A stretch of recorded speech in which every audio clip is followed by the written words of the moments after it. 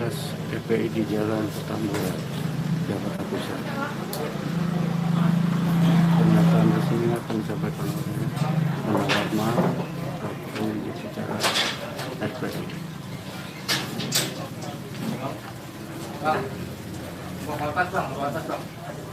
Ini berbayang enggak ya? Ini sebelumnya kita mohon maaf karena nggak bisa terima di dalam karena kap kita bocor. Jadi tempat biasa kita rapat penuh air. Jadi mohon maaf sebelumnya pada teman-teman wartawan, kita terimanya di teras sini aja ya. Baik, Bismillahirrahmanirrahim. Assalamualaikum warahmatullahi wabarakatuh. Pertama-tama kami DPP FPI mengucapkan innalillahi wa inna ilaihi rajiun atas wafatnya, atas syahidnya 6 orang laskar kami yang sedang dalam tugas pengawalan kepada pimpinan kami yaitu Imam Besar Habib Rizik Syihab. Semoga ke-6 laskar tersebut diterima syahidnya. Yang kedua, kami sampaikan alhamdulillah Imam Besar kami bersama keluarga dan cucunya alhamdulillah dalam keadaan sehat. Amin. Ya. Dan saat ini sedang dalam pemulihan sebetulnya. Jadi saya di samping kanan saya perkenalkan dulu adalah Kiai Haji Sobri Lubis, adalah Ketua Umum DPP FPI. Di belakangnya adalah Panglima Laskar Pembela Islam Ustadz Maman Suryadi. Di belakang saya Wakil Panglima Laskar Pembela Islam Ustadz Jordan, dan ada pengurus FPI di belakang kita. Jadi pertama-tama saya mau sampaikan bahwa kami sebelum ada pengumuman dari pihak Polda, yang tadi itu pun kita dapatnya dari televisi, sebelum kita mendengarkan pernyataan dari pihak Polda, itu kita masih menganggap keenamnya dalam status hilang. Makanya pernyataan kita yang pertama keluar itu adalah pernyataan statusnya masih dalam keadaan hilang kita sebutkan. Karena itu pernyataan dibuat pagi hari ya, sebelum kita mendengar kabar bahwa keenamnya sudah syahid. Nah, kemudian saya mau jelaskan kronologi backgroundnya dulu, bahwa beberapa hari yang lalu ya, memang ada beberapa pengintai di Pondok Pesantren Habib Rizik, yaitu hari Jumat ya. Hari Jumat itu ada beberapa pengintai yang ditugaskan oleh institusi resmi negara. Ya, saya tidak mau sebut. Oleh institusi resmi negara yang ditugaskan mengintai 24 jam. Mereka menggunakan drone dan peralatan canggih lainnya. Dan kemudian ada komunikasi dari laskar yang menjaga Pondok Pesantren Habib Rizik di Megamendung itu dengan para pengintai. Karena kebetulan mereka terjebak dengan cara pengintaian mereka sendiri yang tidak profesional. Ada komunikasi antara laskar penjaga markas Syariah Megamendung dengan para pengintai. Ya. Ada 3 orang yang berhasil dikomunikasikan dan kita mendapatkan semua data-datanya. Ya, data-datanya kita dapatkan semua, identitasnya kita dapatkan semua, dan ternyata pengintaian itu bukan cuma terjadi di Megamendung, di lokasi Pondok Pesantren Habib Rizik, tetapi juga di Petamburan sini. Posisinya di sebelah sana, ya, posisi para pengintai. Ada foto-fotonya kita dapatkan. Kemudian juga di Sentul yang sempat dilakukan aksi demonstrasi. Artinya yang saya mau sampaikan di sini, Habib Rizik sejak kepulangannya memang diintai 24 jam. Ada 30 orang. Masih di Sentul, 10 orang di Megamendung. Jadi kita sudah tahu sebetulnya. Ya, kita sudah tahu. Nah, setelah proses hari Jumat itu, beliau bersama keluarga meninggalkan tempat istirahat beliau, tempat pemulihan beliau yang tadinya di Megamendung, beliau pindah ke Sentul, ya, pindah ke Sentul. Kemudian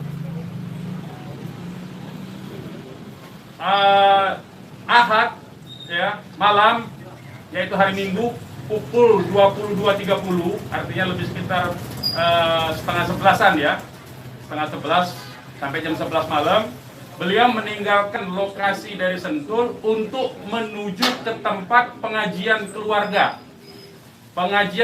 inti. Saya mau sebutkan, pengajian subuh ya, pengajian subuh keluarga inti. Jadi tidak melibatkan pihak mana-mana pun juga. Dengan 4 mobil keluarga. Di dalam mobil ada istri beliau, ada anak dan ada menantu. Artinya ada perempuan di dalam mobil itu. Dan ada cucu beliau. 2 orang masih bayi, 3 orang balita. Ya. Jadi di rombongan Habib Rizik itu ada balita, ada bayi dan masih belum 1 tahun, dan ada balita. Itu yang saya mau tegaskan. Jadi ini adalah perjalanan keluarga biasa. Beliau mau melakukan pengajian keluarga saja, karena biasa pengajian subuh keluarga. Ya. Nah, di dalam perjalanannya lebih kurang pukul 12.30, artinya setengah 1 malam, rombongan beliau dengan dikawal. Beliau menggunakan keluarga menggunakan 4 kendaraan roda 4 dan dikawal oleh 4 mobil juga oleh laskar. Ya. Nah, di dalam perjalanan ada orang yang menguntit sejak dari keluarnya beliau dari Sentul itu. Ya. Terus dikuntit dan akhirnya para penguntit ini berusaha memotong, entah apa tujuannya. Kita sebut karena kita tidak tahu apakah dia petugas resmi atau bukan, karena dia tidak berseragam ya. Harus disebut tidak berseragam. Ini orang-orang tidak berseragam. Berusaha memotong rombongan ya, dan menyetop kendaraan. Nah, para pengawal tentu saja bereaksi untuk melindungi ya, untuk melindungi Imam Besar Habib Rizik Syihab. Itu reaksi normal, karena memang mereka bertugas untuk mengawal. Reaksi normal. Yang patut diberitahukan kepada teman-teman pers semua, bahwa fitnah besar kalau laskar kita disebut membawa senjata api dan tembak-menembak. Fitnah itu. Laskar kami tidak pernah dibekali dengan senjata api. Kami terbiasa tangan kosong. Kami bukan pengecut. Jadi fitnah, dan ini fitnah luar biasa, pemutarbalikan fakta dengan menyebutkan bahwa laskar yang lebih dahulu menyerang dan melakukan penembakan. Kalau betul itu coba dicek senjata apinya, nomor register senjata apinya, pelurunya itu semua tercatat. Cek saja, silakan dicek. Pasti bukan punya kami, karena kami tidak punya akses terhadap senjata api dan tidak mungkin membeli dari pasar gelap. Ya, jadi bohong sama sekali. Apalagi di FPI, di kartu anggota FPI dan kartu anggota LPI disebutkan bahwa setiap anggota FPI dilarang membawa senjata tajam, senjata api, bahkan dan bahan peledak. Itu dilarang di kartu anggota kita punya. Ya. Nah, jadi upaya-upaya memfitnah, memutarbalikkan fakta hentikanlah. Ya. Hentikanlah. Nah, kemudian kejadiannya ya, kenapa kami menyatakan laskar kami dalam keadaan hilang? Karena memang kami belum tahu keberadaannya di mana. Itu membuktikan bahwa mereka dibunuh dan dibantai, saudara-saudara. Ya. Kalau sejak awal tembak-menembak itu berarti dia tewasnya di tempat dong. Tewas di tempat pasti banyak. Semalam saya sendiri sampai jam 3 sudah ngecek dengan teman-teman yang di lapangan, tidak ada jenazah di situ, tidak ada keramaian di situ. Yang ada justru petugas aparat setempat yang ada di lokasi yang diperkirakan di sekitar pintu tol Karawang Timur. Ya, di tengah malam itu saya suruh cek. Begitu saya mendengar ada berita terjadi ada laskar kita yang ditembak, kita suruh cek ke pintu tol Karawang Timur. Ternyata tidak ada mobil laskar di situ. Mobil laskar tidak ada, jenazah tidak ada. Kalau itu memang tembak-menembak dan tewas di tempat, itu pasti ada jenazah di situ. Pasti membutuhkan proses lama untuk evakuasi di situ. Tetapi ini tidak ada. Dan bahkan saudara-saudara perlu ketahui, teman-teman media, sempat salah satu laskar mengirimkan voice note rintihan dari salah satu laskar kita yang ditembak. Itu artinya apa? Itu artinya laskar kami dibawa ke satu tempat dan dibantai di tempat itu. Dibantai di tempat lain. Itu artinya.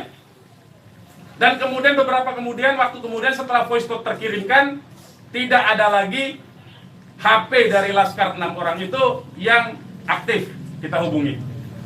Kita sudah cari sampai pagi tadi, sampai siang tadi, sebelum pengumuman dari pihak Polda, kita sudah cari kemana-mana. Ke rumah sakit kita cari, ke kantor polisi kita cari. Karena kita anggapnya itu orang hilang.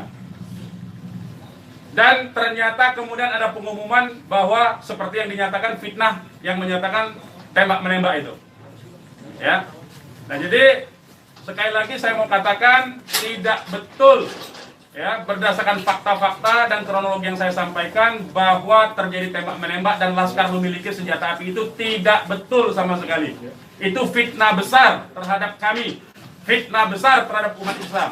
Kami anggap itu upaya memutarbalikkan fakta yang tidak pada tempatnya. Saudara-saudara harus diperhatikan, ini 6 orang ya, 6 orang wafat dibantai, keluarganya ada 1 di dalam. Ya, ibunya ada 1 di dalam, ada 1 orang tuanya laki-laki sedang sholat di masjid. Ya, ini anak-anak kita tahu persis. Anak-anak ini hanya bentuk kecintaannya mengawal pimpinan kami, imam besar, hanya bentuk pengabdian, tidak memiliki agenda apapun, tidak memiliki senjata api, tidak memiliki bahan peledak dan segala macam bentuk senjata lainnya. Dari kami, saya kira itu. Ketua Umum silakan kalau ada yang mau menyampaikan. Silakan. Bang, ya. Untuk pengecekan CCTV di lokasi sudah dipinta? Belum kita lakukan karena kita ini masih sibuk sampai dengan siang tadi sebelum ada pengumuman dari pihak Polda, kita masih sibuk memastikan keberadaan 6 orang tersebut. Ya. Jadi kita belum mengecek kemanapun, kita masih menelusuri kemana-mana tempat dari kemungkinan-kemungkinan itu dibawa, yaitu apakah rumah sakit, karena kita mendengar ada voice note yang tertembak, kan, rintihan dari salah satu korban yang ditembak, masih sempat didengarkan oleh laskar yang tetap mengawal, ya. Dan kita belum mengetahui itu, sampai hari ini, bahkan sampai detik ini, kita belum mendapatkan akses terhadap jenazah. Itu yang patut dicatat. Kita tahu bahwa mereka 6 orang laskar ini yang syahid ini adalah wafat, baru tahu dari pengumuman, ya, dari pihak kepolisian. Jadi itu yang perlu saya sampaikan. Tapi posisi 6 ini di mana sekarang Bang, udah diketahui? Sampai hari ini saya belum tahu. Kita belum mendapatkan informasi. Ini menunjukkan bahwa bukti konkret bahwa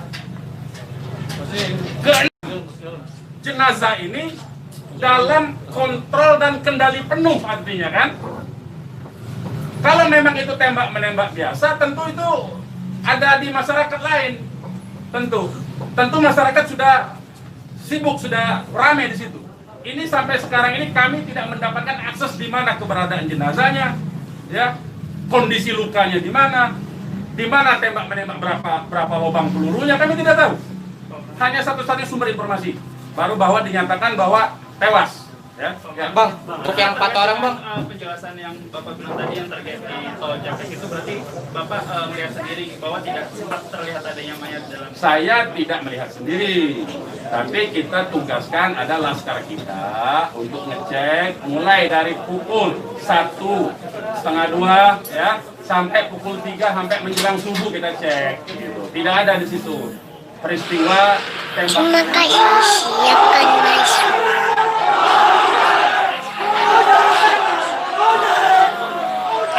Terima kasih, silakan masuk. Lokasi yang kita duga tempat terjadinya itu. Bang, untuk yang 4 orang yang masih sisa itu kan ada 10 orang kan yang dikabarkan Yang mengawal itu 4 mobil, jadi lebih dari 10 orang. Berarti yang sisanya itu bakal bisa menjadi saksi dong Bang? Insya Allah bisa, ya, insya Allah bisa. Tapi konsentrasinya 2 mobil konsentrasi terus melakukan pengawalan terhadap Habib Rizik, ya. Yang 2 mobil lagi itu yang berhadapan dan untuk upaya ditangkap oleh pihak yang kita belum tahu sampai sekarang. Tapi diakui oleh mereka itu sebagai polisi kan. Mestinya kalau polisi, saya mau katakan, kalau polisi dalam upaya penyidikan itu mestinya penyerahan surat. Kan surat sudah diserahkan, untuk apa lagi? dikuntipkan, Habib Rizik tinggal datang atau tidak kan? Kalau dia datang kan ada upaya-upaya hukum yang mereka gunakan berdasarkan kewenangan mereka. Tidak perlu ada kuntit-mengkuntit seperti itu. Ya, jadi ini menjadi catatan penting ya. Ini menjadi catatan penting. Habib Rizik sudah dipanggil dan kita sudah mendatangi hari ini pengacara kita. Ya, jadi tidak ada kaitan itu dengan bahwa Habib Rizik seperti apa tidak ada. Ya, itu proses mekanisme hukum biasa. Ya, silakan yang lain. Pak, ada langkah-langkah hukum atau langkah apa terkait kejadian ini? Ya tentu begini. Jadi ini tidak boleh ada satupun ya warga negara ya penjahat sekalipun ya itu dibenarkan untuk dilakukan apa yang disebut dengan extrajudicial killing seperti itu. Kalau demikian caranya, berarti lembaga kejaksaan, lembaga pengadilan dibubarkan saja. Cukup kalau polisi menganggap itu penjahat, ditembak, melawan, ditembak, mati udah kan? Berarti nggak perlu pengadilan. Kita ini negara hukum atau negara kekuasaan, ya. Jadi itu perlu jadi catatan juga. Jadi upaya hukum apa? Upaya hukumnya adalah dalam hal ini disebut secara hak asasi manusia, instrumen hak asasi manusia. Ini disebut dengan extrajudicial killing. Ini pelanggaran berat hak asasi manusia. Mereka yang melakukan proses pembunuhan extrajudicial killing ini, pembunuhan di luar proses hukum ini mestinya diadili oleh pengadilan HAM. Ya, mestinya instrumen yang bergerak adalah Komnas HAM ini. Ya, Komnas HAM.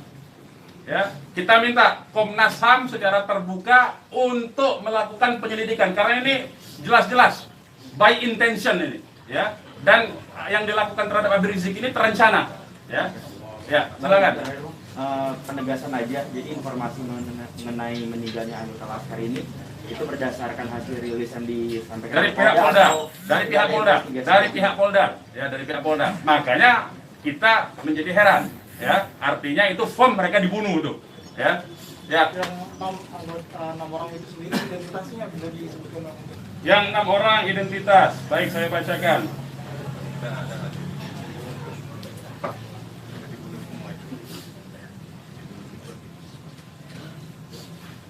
Saya bacakan nama-nama laskarnya ya. 1 Faiz. Ini nama panggilan, kita belum cek nama aslinya ya. Ini baru nama panggilan dari teman-temannya yang mengabarkan. 1 Faiz, 2 Ambon, 3 Andi. Yang Andi ini ibunya sudah ada di sini, di dalam kantor kita. 4 Reza, 5 Lutfi, 6 Kadafi. Ya. Semuanya adalah anggota Laskar dari Laskar DKI. Ya. Saya ulangi lagi, Faiz, Ambon, Andi, Reza, Lutfi dan Kadafi, ya, 6 orang. Usianya sendiri rentangan ada. Usianya kita masih cross check dengan keluarga ya. Kita belum tahu karena kita kan tidak pegang KTP-nya. Bang, satu lagi nih. Peristiwa baku tembak ini kan terjadi. Tidak ada peristiwa baku tembak, Mas. Peristiwa penembakan yang ada. Peristiwa penembakan ini kan dikabarkan sama Pak Kapolda karena ada isu pengerahan massa ke Jakarta mengawal Habib Rizik pemeriksaan. Nah, apakah itu benar? Jadi itu membuktikan itu fitnah ya. Habib Rizik itu menuju luar Jakarta, bukan menuju dalam Jakarta. Jadi kebohongan-kebohongan seperti itu tidak layak dikutip menurut saya. Ya, tidak boleh informasi publik dijejali dengan berbagai macam kebohongan. Ya, hentikan kebohongan. Habib Rizik menuju arah luar Jakarta, bukan menuju dalam Jakarta. Menuju ke tempat pengajian. Pengajian itu pengajian keluarga. Keluarganya keluarga inti. Terdiri dari, ya kalau saya sebutkan nanti Habib Rizik terancam nyawanya. Mau tanggung jawab nggak nanti? Lokasi penembakannya di mana, Bang? Lokasi penembakan diperkirakan pintu tol Karawang Timur. Yang udah dicek di sana di mana? Sudah dicek di situ. Karawang Timur. Pintu tol Karawang Timur. Sudah kita cek. Berarti kalau dari rombongan HRS sendiri nggak ngelihat ada tembak-menembak di situ ya, Pak? Yang tiba-tiba memang tidak ada tembak-menembak. Ya, memang tidak ada tembak-menembak. Sudah saya katakan berulang-ulang, tidak ada tembak-menembak. Kalau bahasanya tembak-menembak, itu artinya dua belah pihak memiliki senjata api yang sama. Jadi kayak saya mohon lah ya, penggunaan diksi ini, kita didiklah masyarakat ini, didiklah publik ini, edukasilah publik ini dengan fakta yang sesungguhnya. Dari kami menyatakan tidak ada tembak-menembak. Kalau konotasinya penggunaan diksi tembak-menembak, itu dua belah pihak saling memegang senjata api. Tapi sempat mendengar senjata api dari polisi atau apa? Bagaimana? Salah satu mobil sempat terkena sempi dan sebagainya, Pak? Bukan salah satu mobil, 6-6-nya udah tewas sekarang dinyatakan sendiri oleh mereka. mengakui. Lihat 4 rombongan itu Pak, 4 mobil itu Pak. Nah, satu mobil. Ya, sudah saya katakan tadi, yang mengawal Habib Rizik ini 4 mobil. 2 mobil terus mengawal Habib Rizik menuju tempat pengajian. Yang 2 lah kemudian yang berusaha dihadang oleh OTK ini. Begitu, saudara. Ya. Kemudian terjadilah upaya-upaya penangkapan itu dan ada sekali penembakan di tahap awal itu dan mengenai satu laskar. Satu laskar inilah kemudian yang voice note-nya sampai ke tim yang lain, ke mobil yang satunya. Mobil yang satunya segera katakanlah menyelamatkan diri begitu. Karena ini ada tembakan. Itu bukti ya. Saya mau katakan ini ada 2 mobil. Satu mobil dihadang, satu mobilnya kalau betul ada tembak-menembak dan laskar FPI punya senjata, tentu dihajar pakai mobil satunya. Ini kan tidak terjadi. Buktinya yang satunya mobil kita, laskar kita menyelamatkan diri begitu loh. Ya, itu faktanya. Jadi tidak ada penggunaan diksi tembak-menembak. Penembakan yang ada itu. Penembakan oleh siapa? Sementara ini mereka mengakui bahwa itu dari pihak mereka. Dengan tadi pernyataan kan, jelas kan? Mereka sendiri yang mengakui. Tadinya kita anggap itu OTK, tapi sekarang sudah diakui. Ya. Nah, karena ini aparat negara yang melakukan, maka ini disebut pelanggaran hak asasi manusia yang berat. Begitu.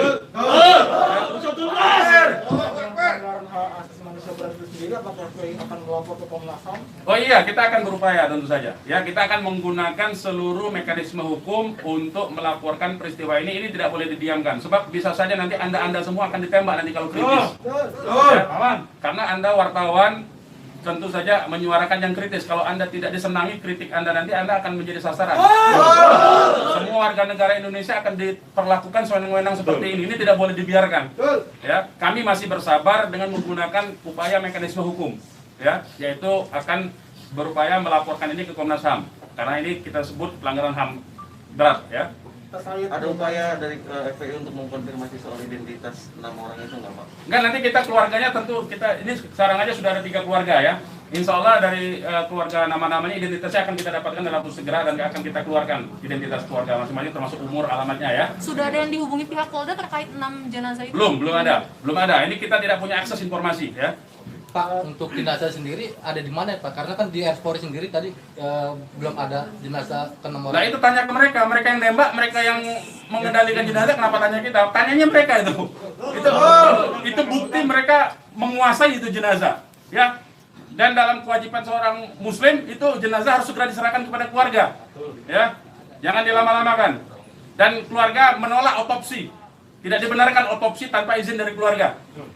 Terkait dengan kejadian ini sendiri, responnya Habib Rizik itu apa? Ya, beliau tentu saja mengucapkan innalillahi wa inna ilaihi rajiun. Ya, beliau sangat berduka, sangat bersedih karena ini adalah laskar yang semata-mata mengabdi kepada beliau untuk mengawal beliau. Ya. Beliau sangat sedih tentu saja. Ya, beliau sangat sedih. Balik lagi ke orang yang mengintai itu Pak, bagaimana FPI memastikan 30 orang itu benar adalah pengintai yang berasal dari lembaga negara, termasuk yang 3 orang di Megamendung? Ya, kita punya pengakuannya, kita punya data-data laporan mereka ya kepada atasan mereka, kita punya sampai sekarang ini.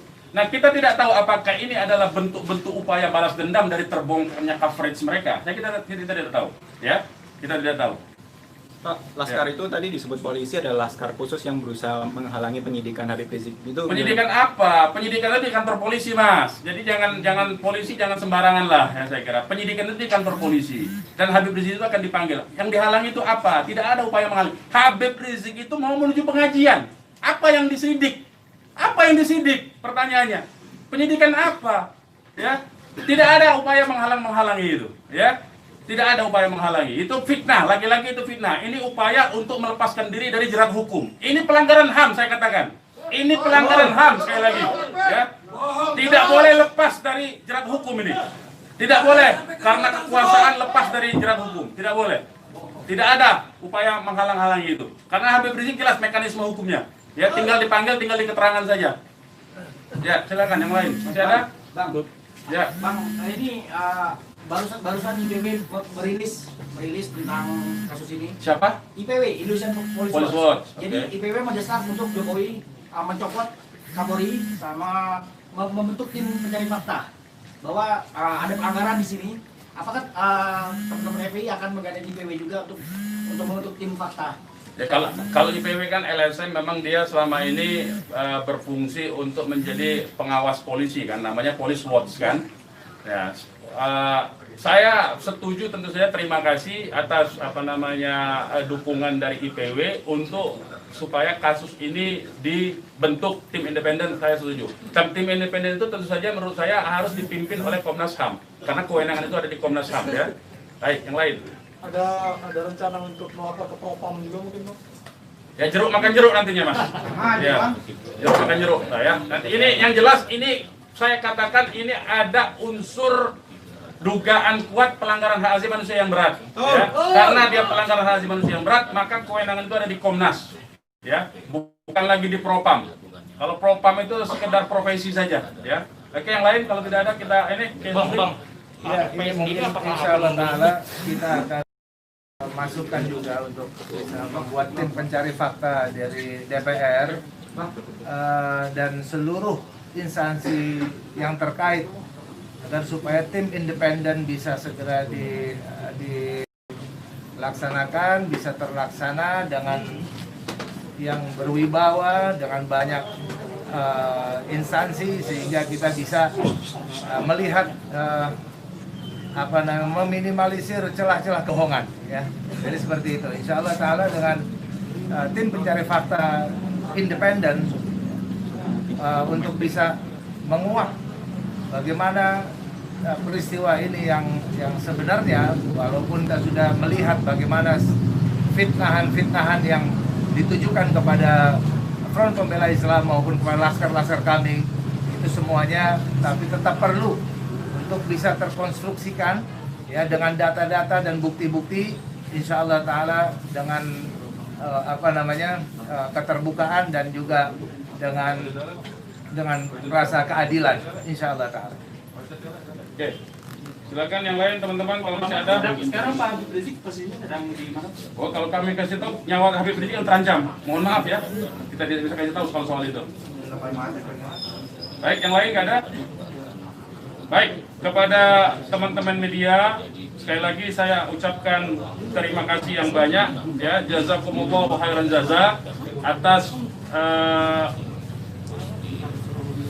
profesionalisme ya, cross check cover both side dari teman-teman, karena memang pemberitaan tidak boleh berdasarkan hanya satu pihak saja. Kami hanya menuntut kemukakanlah fakta dengan apa yang sesungguhnya dari kedua belah pihak. Nanti masyarakat yang akan menilai itu, ya. Yang jelas penggunaan diksi tembak-menembak saya kira harus dihentikan karena itu adalah framing yang jahat terhadap orang tidak berdosa, yaitu 6 orang yang syahid ini. Demikian dari kami. Terima kasih. Billahi taufiq wal hidayah. Wassalamualaikum warahmatullahi wabarakatuh.